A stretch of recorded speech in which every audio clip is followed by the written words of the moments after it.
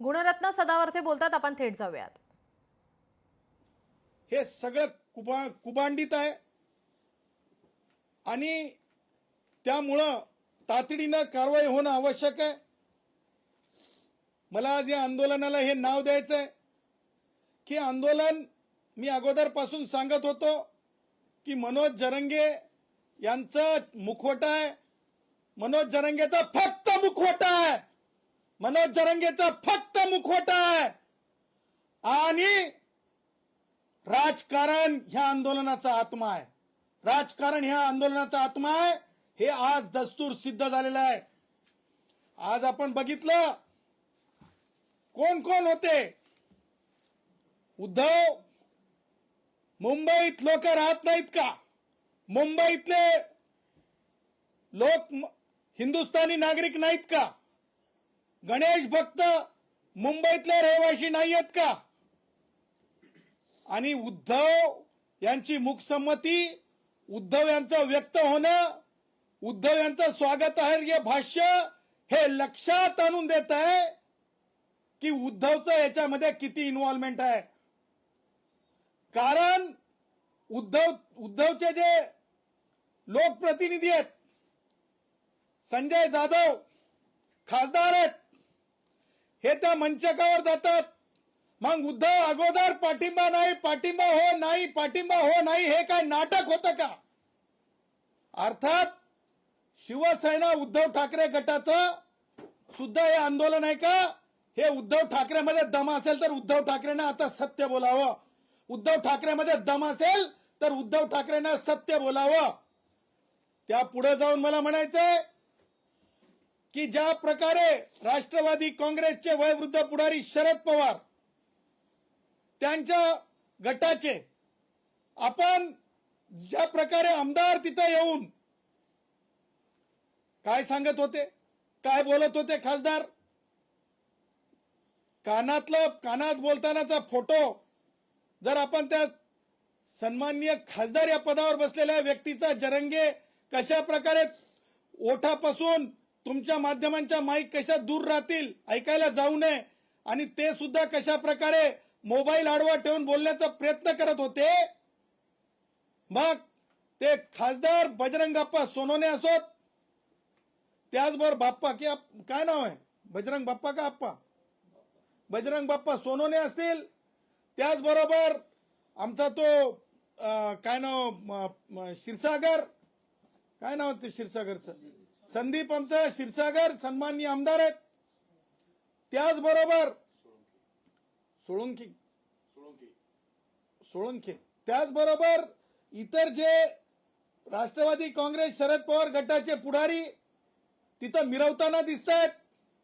मग मिरवत असताना किती गाड्या कुणी दिल्या, किती मदत केली, लोक कसे जमले, हे देखील सांगण्याचं धाडस राष्ट्रवादी काँग्रेसच्या वयोवृद्ध पुढारी शरद पवार यांच्या या वयातल्या राजकारणामध्ये ताकद आहे की नाही, ये भी हम देखना चाहते भाई.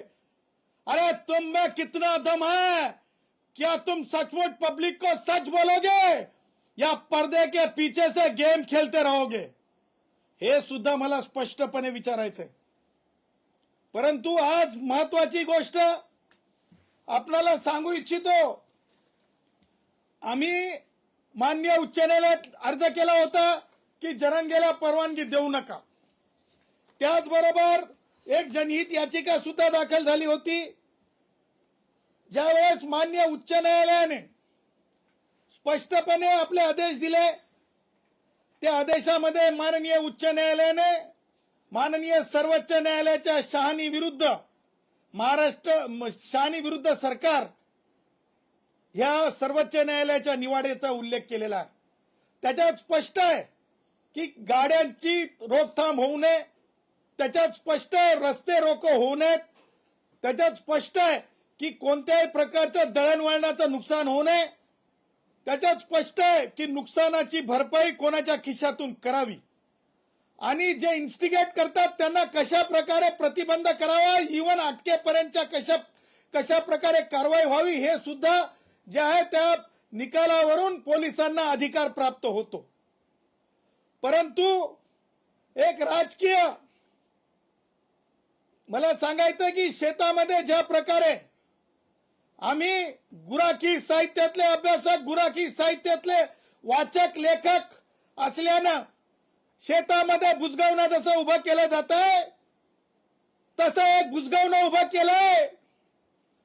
ते बुजगावणं शेती कोण पाखरांनी खाऊ नये म्हणून असतंय, परंतु येणाऱ्या गल्लीच्या राजकारणाच्या निवडणुकीसाठी हे जरंगे नावाचा विचार उभा केलाय आणि कुठंतरी अघटित घटना घडवून चुकीचं करण्यासाठीचा हा प्रयत्न आहे. आणि म्हणून न्यायालयाने दिलेले निर्देश, उच्च न्यायालयाने जरंगेच्या बाबतीमध्ये जुन्या केसमध्ये जी सदावर्ते विरुद्ध महाराष्ट्र शासन ही केस आहे त्याच्यामध्ये सुद्धा निर्देश दिलेले आहेत जरंग्याच्याच आंदोलनात. आणि हे सगळ्या गोष्टी विधी लिखित असताना नवीन कायद्याप्रमाणे जरंगेला सकाळी 9 वाजल्यापासून 6 वाजेपर्यंतची वेळ आहे, परंतु जरंगे कायदा बाह्य बोलतो. जरंगे परत चॅलेंज देतो. सरकारला चॅलेंज देणे का म्हणजे सरकारला, मुख्यमंत्र्यांना किंवा उपमुख्यमंत्र्यांना चॅलेंज नव्हे, कायद्याच्या विरुद्ध कायद्यालाच चॅलेंज देणे. हे कोण करू शकते? कायद्यालाच चॅलेंज. कायदाच नाही मानणार, कोर्टात कायद्याला चॅलेंज नाही, कायदाच मानणार नाही. हेकेखोरी. मला जरंगे सारख्या खालच्या शब्दात माजलेले शब्द म्हणायचं नाही, परंतु असंस्कृत वर्तन, त्याचबरोबर लोकांना वेठीस धरण्याची कृत्य, हे सगळ्या गोष्टी ज्या आहेत हे डेलिब्रेटली केल्या चाललेल्या आहेत. आणि म्हणून आम्ही म्हणत आहोत, आम्ही तक्रार केलेली आहे की जरंगेवर कशा प्रकारे कारवाई करावी, कारण आज टॅक्सीची मुवमेंट तिथे बंद आहे. बिहार, यूपी, झारखंड, छत्तीसगड सगळीकडला माझा कष्टकरी, त्याचबरोबर स्टेशनरी, आजचा वर्किंग डे, स्टेशनरीची दुकानांवर परिणाम आहे. त्याचबरोबर आमचे छोटे मोठे जे व्यावसायिक असतात, म्हणजे वेंडर्स, जे स्ट्रीट वेंडर्स, त्यांच्या आज पोटा पाण्याचा विषय झालेला आहे. त्याचबरोबर हॉटेल व्यावसायिक असतील, त्याचबरोबर इतर कामगार कष्टकरी असतील, ह्या सगळ्यांचं जे आहे आज त्यांच्या आपापल्या पद्धतीने जीवन जगण्याचा जो मार्ग असतो, जो 2 पैसे कमवण्याचा जो मार्ग असतो, त्याच्यावर एक त्रास झालेला आहे. अनेक फ्लायओव्हर, फ्रीवे बंद आहेत. त्याचबरोबर रस्ते जाम करण्यात आलेत. 5000 ची मर्यादा ओलांडून टाकलेली आहे. आणि म्हणून मंत्रालयाच्या जवळ हुल्लडबाजी चालू आहे. अरे आंदोलन आहे की हुल्लडबाजी आहे? आंदोलन आहे की काहीतरी चुकीचा करून दाखवायचंय? आणि म्हणून मला असं म्हणायचं आहे की ताबडतोब आमच्या तक्रारीत आम्ही सांगितलेल्याप्रमाणे मनोज जरंगे यांच्या विरुद्ध FIR दाखल करावा. BNS कायद्याखाली, मुंबई पोलीस अधिनियम 1951 खाली. त्याचबरोबर ज्या प्रकारे मनोज जरंगे यांनी वारंवार उच्च न्यायालयाचं आणि पोलिसांनी घालून दिलेल्या जे काही कंडिशन्स आहेत त्याचं उल्लंघन केलेलं आहे आणि कायद्याचं मोठं उल्लंघनच नाही तर कायदा मोडून तोडून काढलेला आहे, त्याच्यासाठी कारवाई व्हावी.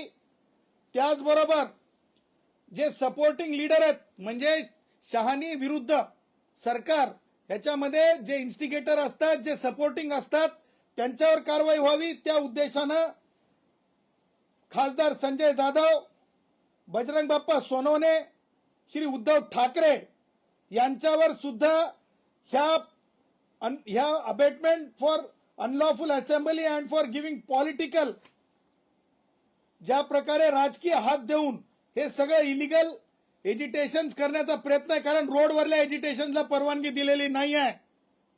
पंचम जी पानवटा हे आहे, जिथे आपण लोकांना पिण्याची व्यवस्था केलेली आहे फॅशन स्ट्रीटला, तिथे कोणत्याही प्रकारच्या एजिटेशनची परवानगी नाही आहे.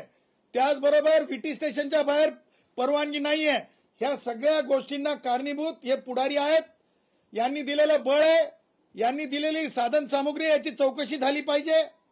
आणि म्हणून आणि त्याचबरोबर जरंगे यांनी उच्च न्यायालयाच्या आदेशाचा भंग केलेला आहे, अंतरिम आदेशाचा भंग केलेला आहे.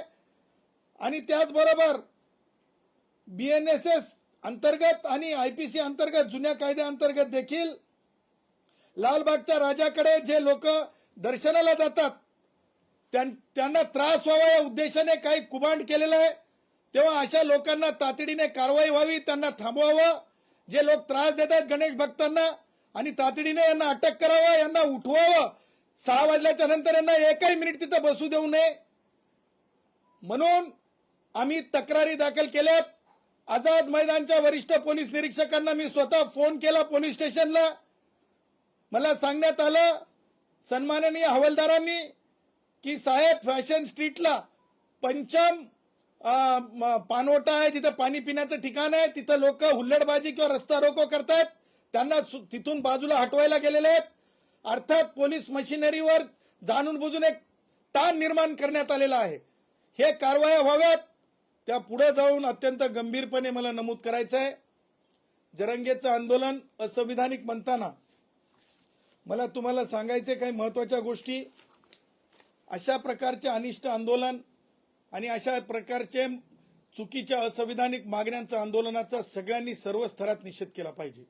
त्याचं कारण तुम्ही लक्षात घ्या की ह्या पूर्वी देखील संविधानावर घाला आणण्याचा जरंगे सारख्या लोकांनी प्रयत्न केला होता. अॅट्रॉसिटीचा कायदा रद्द करा म्हणून मोर्चे निघालेले होते, आपण सगळ्यांनी बघितले. अॅट्रॉसिटीचा कायदा रद्द करा म्हणून मोर्चे निघाले होते, आपण हे सगळ्यांनी बघितलेत. अॅट्रॉसिटीचा कायदा सुद्धा भारतीय संविधानातून निर्माण झालेला आहे आणि आरक्षणाचा कायदा सुद्धा भारतीय संविधानातून निर्माण झालेला आहे. आणि म्हणून मागासलेपणामध्ये माझे मराठा भाऊ OBC म्हणून येऊ शकत नाहीत, हे सर्वोच्च न्यायालयाने जयश्री पाटील विरुद्ध मुख्यमंत्री महाराष्ट्र शासन ह्या केसमध्ये सांगितलेलं आहे. म्हणून हे संविधानालाच तोडमोड करण्यासाठीचं आंदोलन आहे. संविधानालाच म्हणजे एका प्रकारे कुठे ना कुठे डॅमेज करणारे आंदोलन आहे. हे आंदोलनात जे कोणी सहभागी होत आहेत ते संविधान विरोधी आहेत. संविधानाच्या विरोधात जे कोणी सामील होत असेल आणि अशा प्रकारे हिंसक जुनाच जरंगेचा इतिहास आहे, त्याच इतिहासाची पुनरावृत्ती आहे की लोकांना थांबवणे, वेटीस धरणे, लोकांच्या रोजीरोटीपासून थांबवणे हे सुद्धा हिंसक आणि क्रूर कृत्यामध्येच मोडत आहे. तेव्हा ह्या अशा संविधानाला तोडमोड करणाऱ्या संविधानाच्या विरोधातल्या हे आंदोलनाला आपण असंविधानिक कृत्य करणारं आंदोलन, संविधान विरोधी आंदोलन, देशहिताविरोधी आंदोलन, देशाच्या राष्ट्रीय एकात्मतेच्या विरोधातलं आंदोलन, आणि म्हणून यांना तातडीने अटक करणं हे अत्यंत आवश्यक आहे अशी मागणी देखील मी करतो. आणि मी हे बोलत असताना मी कायदेशीर आणि पुराव्यानिशी बोलत आहे हे मी तुम्हाला डंके की चोट पे आपल्या माध्यमातून पोलीस अधिकाऱ्यांना सांगत आहे. लोकशाही मराठी ऐका, पहा, जागरूक रहा.